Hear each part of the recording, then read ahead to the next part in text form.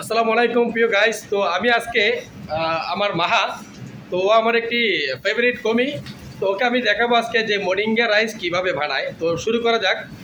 Moringa rice বানানোর জন্য আপনারা গার্লিক, অনিয়ন অ্যান্ড মোরিঙ্গা পাই, মানে আমাদের বাংলাদেশে যেটা আমরা ডামস্টিক, ইংলিশে বলে ডামস্টিক লিফ, আমাদের বাংলাদেশে বলে সাজনা পাতা। তো সাজনা পাতাটা আপনারা গার্লিকটা দিয়ে দিবেন। গার্লিক দেওয়ার পরে আপনার রসুনটা পেঁয়াজ দিয়ে একটু ব্রাউন কালার করার পরে আপনার মোরিঙ্গা পাই দিয়ে দিবেন, তার মাঝে একটু সল্ট দিয়ে দিবেন, তারপরে দিয়ে দিবেন আপনার রাইস। তো রাইসটা ঢেলে দেওয়ার পরে আমরা একটু এটাকে ভালো করে একটু নেড়ে নেবো। তো এটা অফ ফ্রাই আপনি বানাতে পারেন, এটা প্যানের মধ্যে বানাতে পারেন, কোনো সমস্যা নেই।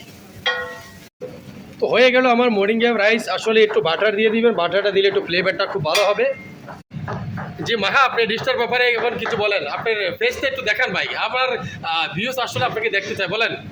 বলছি যে আজকে আমাকে শেফ আরিফ এই মুরুঙ্গা লিভস হ্যাঁ। সজনের পাতা দিয়ে রাইস কিভাবে বানাতে হয় হ্যাঁ। এটা খুব স্পেশাল, আজকে আমাকে শেখালো। আমি তার জন্য thank you so much chef Arif. আসলে এই দুই সহপাঠী কিন্তু আমার আসলে অনেক একটি সহপাঠী, মানে খুব ভালো সাপোর্ট আমাকে দিচ্ছে। তোরা দুজনেই কলকাতার, তো আমাদের পাশে থাকবেন অবশ্যই।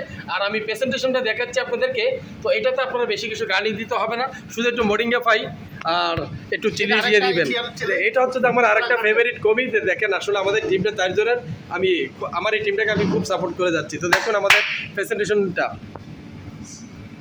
এটা হচ্ছে যে মোরিঙ্গা লিফ, তার মানে আমাদের সাজনা পাতার একটি রাইস। তো আসলে আপনারা যদি না বানিয়ে থাকেন অবশ্যই